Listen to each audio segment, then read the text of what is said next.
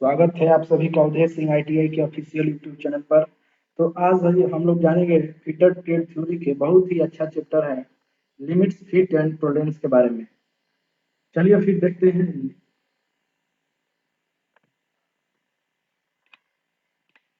Limits किसे कहते हैं? किसी मूल साइज के स्वीकृति व अधिकतम छूट जिस पर पार्ट्स बनाए जाते हैं उस साइज को लिमिट कहते हैं। मतलब जब किसी पार्ट्स को हम बनाते हैं या किसी जॉब को हम बनाते हैं तो उसके लिए एक साइज दिया जाता है कि मैक्सिमम और मिनिमम इस साइज में आपको बनाना है। तो वही क्या कहलाता है? लिमिट कहलाता है। मतलब जो मिनिमम साइज हो जाएगा और मैक्सिमम साइज हो जाएगा वो आपका लिमिट हो जाएगा। जैसे कि आप लोग को एग्जाम्पल के तौर पर बताएं कि जैसे कि स्टूडेंट लोग को अपने घर से पैसा लेकर और अपने डेयरी में रहकर पढ़ते हैं तो उनके लिए क्या होता है, मम्मी पापा या उनके पेरेंट्स जो होते हैं उनके एक लिमिटेशन में पैसा देते हैं और बोलते हैं कि बाबू आपको इतने और इतने के बीच में खर्चा करना है। तो एक लिमिट हो गया। उसी प्रकार जॉब है। तो जॉब को बनाने के लिए एक मेजरमेंट होता है और मेजरमेंट में आपको होता है कि इसी के अंदर में आपको जॉब को बनाना है। तो मतलब जो लिमिटेशन दिया जाता है उसी को हम लोग क्या कहते हैं? लिमिट्स कहते हैं।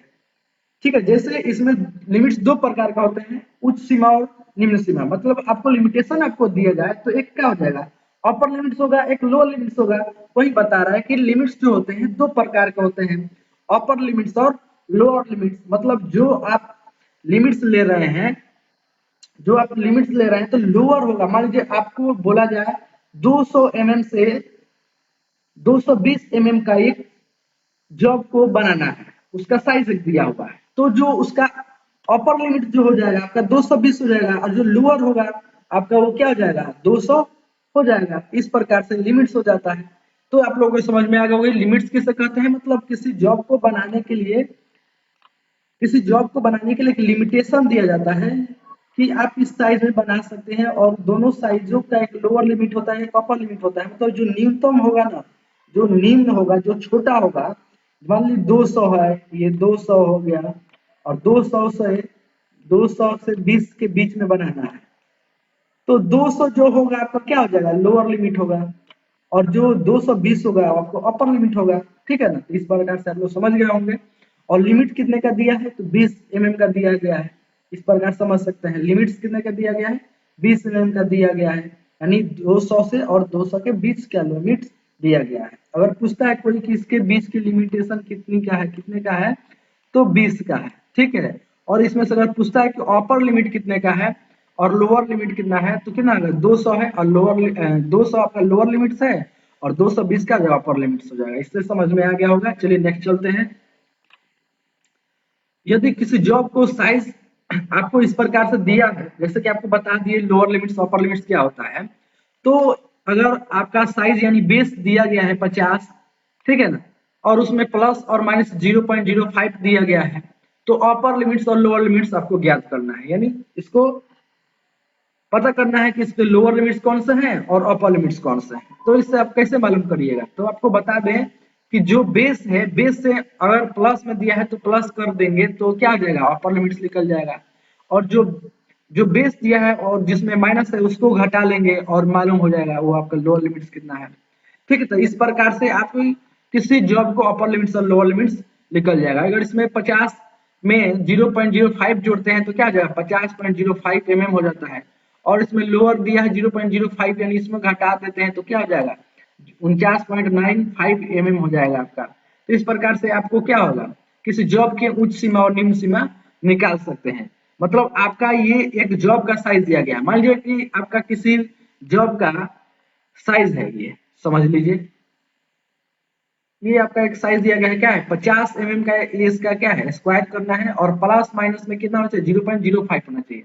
तो इसका जो आपका साइज जो दिया है तो इन दोनों के ही बीच में आना चाहिए। ठीक है ना? अगर इससे हम माप लेते हैं, मेजरमेंट लेते हैं तो 49.95 आता है तो क्या है? सही मानेंगे। और 50.05 मतलब 49.95 और 50.05 के बीच में अगर ये माप आ रहा है तो इसका मतलब क्या है? सही है। यानी 49.96 भी अगर हमारा माप आ रहा है तो इसका मानेंगे सही है। और इसमें 50.4 भी आ रहा है तो इसका मतलब क्या है? हमारा सही है। क्योंकि 49.95 से 50.05 तक क्या है? आ रहा है। तो इस प्रकार से क्या है, ये आपका लिमिट्स हो जाता है, उच्च सीमा और निम्न सीमा। तो आप लोग ये समझ में आ गया होगा। इस प्रकार से आप लोगों को अपर लिमिट्स और लोअर लिमिट्स निकालने आ जाएगा। चलिए नेक्स्ट चलते हैं। नेक्स्ट में आ जाए टॉलरेंस। टॉलरेंस देखिए, टॉलरेंस किसको कहते हैं, मतलब जो अपर लिमिट्स आया था ना, अपर लिमिट्स, अपर लिमिट्स, अपर लिमिट्स,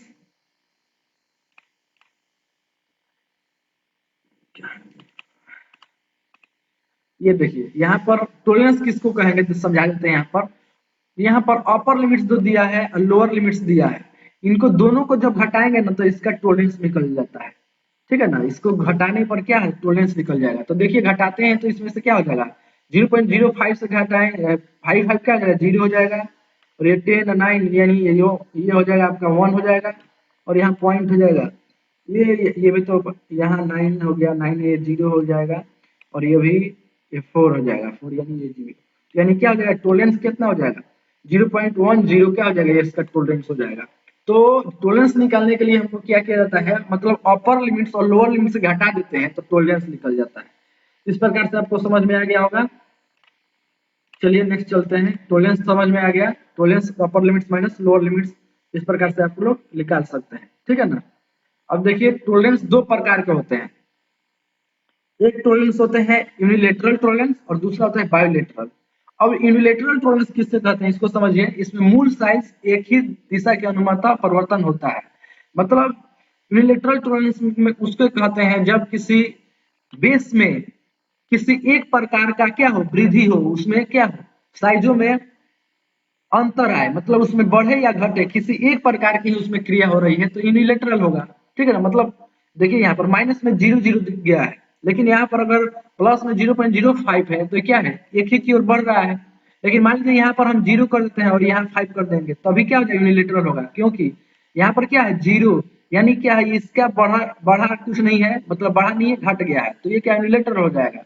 इस प्रकार से समझ में आएगा। यूनिलेटरल मतलब होता है कि जब को हम किसी बनाने के लिए मिले तो क्या हो जाता है, उसमें किसी एक प्रकार की वृद्धि हो चाहे उसमें ह्रास हो, माने वृद्धि हो सकते हैं, मतलब डिक्रीज हो चाहे इंक्रीज हो, कोई एक ही क्रिया हो, तब वो क्या हो, यूनिलेटरल टॉलरेंस कहलाता है। लेकिन बायोलेटरल, बायोलेटरल मतलब दोनों क्रिया हो, प्लस में भी जाए और माइनस में भी जाए, तो ये बायोलेटरल होता है। अब देखिए बायोलेटरल भी दो प्रकार का हो जाता है, एक हो जाता है इक्वल बायोलेटरल और एक होता है अनइक्वल बायोलेटरल। अब बताइए आप ये कौन सा है, कौन सा बायोलेटरल टॉलरेंस है।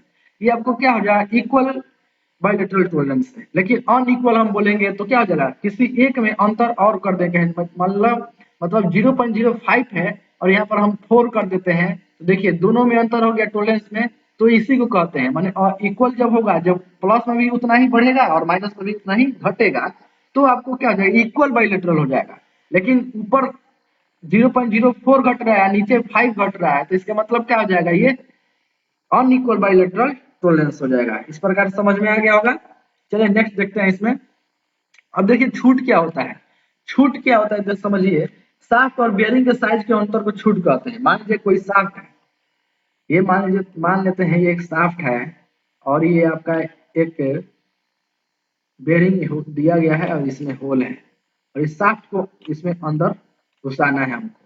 तो इसको घुसाने में कोई अंतर होगा तभी तो अंदर जाएगा। मान लीजिए ये होल है और होल में इस शाफ्ट को घुसाना है हमको, अंदर डालना है, तो जब तक नहीं जाएगा, जब तक कि इसका होल का साइज क्या हो, बड़ा होगा और इसका शाफ्ट का साइज इसके अपेक्षा क्या होगा, कम होगा, तभी ना जाएगा। तो यही कह रहा है, छूट इसी को कहते हैं, जब दोनों शाफ्ट और बेयरिंग के साइज में अंतर होता है ना, वही छूट कहलाता है। इस प्रकार से समझ में आ गया होगा। अब नोट में देखते हैं क्या है, शाफ्ट एवं बेयरिंग के परस्पर मिलान उसके आकार के बीच के अंतर पर निर्भर करता है। कह रहा है कि मतलब शाफ्ट और बेयरिंग वो अंदर जाएगा, वो किस पर निर्भर करता है, उसके आकार के बीच के अंतर पर निर्भर करता है, मतलब इसके और इसके बीच के आकारों में कितने का अंतर है उस पर निर्भर करता है। अधिकतम छूट देखिए, इसमें छूट दो प्रकार का होता है, न्यूनतम छूट और अधिकतम छूट।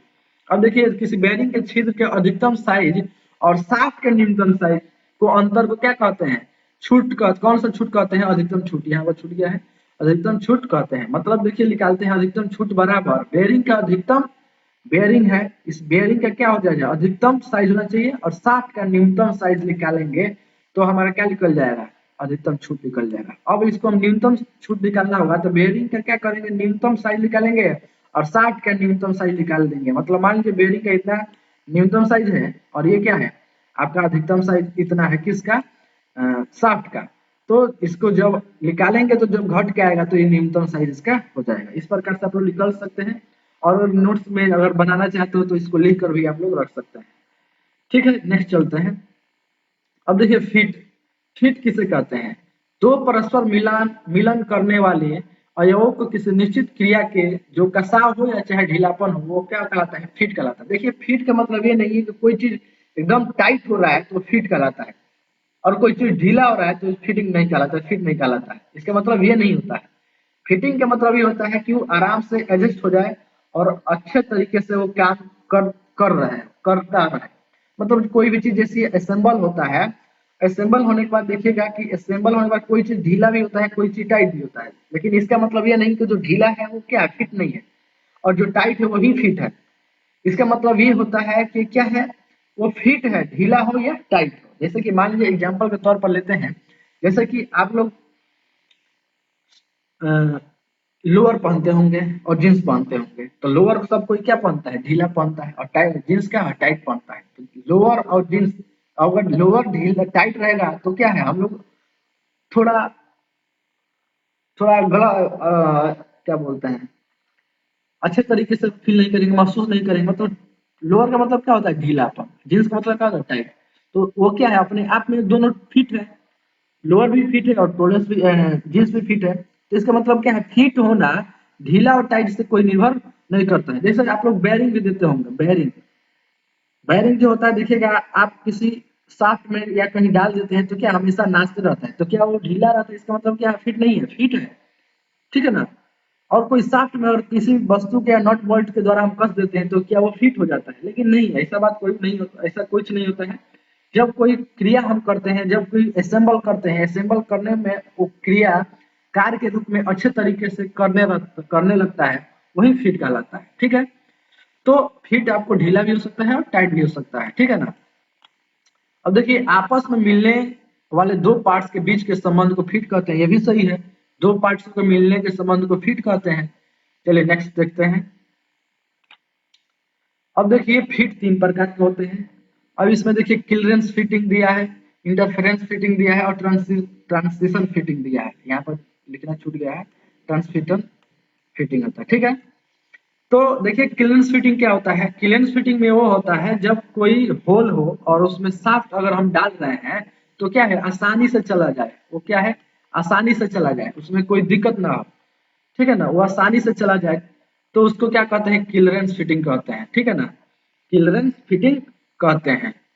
अब देखिए इंटरफेरेंस फिटिंग, जब किसी जब को हम किसी होल में डालते हैं तो क्या वो अंदर नहीं जा पाता है, यानी उसके जो होल है, होल से ज्यादा उस शाफ्ट की क्या है, साइज दिया हुआ है, तो कहाँ से जा पाएगा, नहीं जा पाएगा, तो उसी को हम इंटरफेरेंस फिटिंग कहते हैं।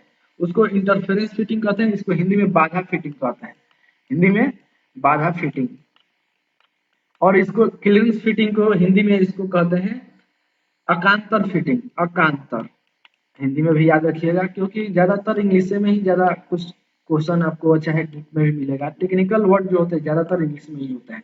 तो आप लोग को क्लियरेंस फिटिंग ज्यादातर याद रखना है। ठीक है ना, क्लियरेंस फिटिंग मतलब आराम से किसी शाफ्ट शाफ्ट किसी होल में जा चले जाए। और जो इंटरफेरेंस होता है वो क्या है, वो नहीं जा पाए, शाफ्ट का जो शाफ्ट का जो साइज है होल के साइज से क्या है, ज्यादा है, इसका मतलब क्या है, इंटरफेरेंस फिटिंग है। ट्रांसमिशन क्या होता है, होल और होल का साइज और शाफ्ट का साइज क्या है, एकदम एग्जैक्ट है, यानी वो जाने में तो चला जाएगा लेकिन क्या है, आसानी से नहीं जाएगा, उसके किसी हेम्बरिंग के द्वारा हेम्बर करके उसमें हम लोग फिट करते हैं, वो क्या कहलाता है, ट्रांसिशन फिट कहलाता है। इस प्रकार से आप लोग समझ गए होंगे।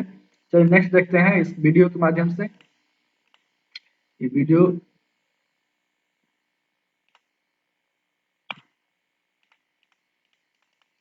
इसमें तो चल नहीं रहा है, चलिए इसके माध्यम से आप लोग समझ लीजिए क्लियरेंस फिटिंग क्या होता है।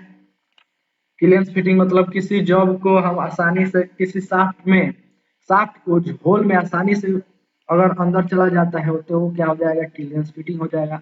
इंटरफेरेंस फिटिंग, किसी जॉब में या किसी होल में शाफ्ट को डालते हैं तो अंदर नहीं जा पाता है, यानी होल के साइड से शाफ्ट का साइज ज़्यादा है तो अंदर नहीं जा पाएगा, तो उसको इंटरफेरेंस फिटिंग कहते हैं। ट्रांसमिशन फिटिंग उसको कहेंगे जब किसी जॉब से उसका साइज और शाफ्ट का साइज, होल साइज दोनों सेम होता है और उस जाने में दिक्कत करता है, उसको हैमर के सहायता से प्रेशर के द्वारा हम अंदर डालते हैं तो क्या कहलाता है? ट्रांसमिशन फिटिंग कहलाता है। इस प्रकार से आप लोग समझ गए होंगे। चलिए मिलते हैं नेक्स्ट वीडियो में, तब तक के लिए इतना ही। Thank you.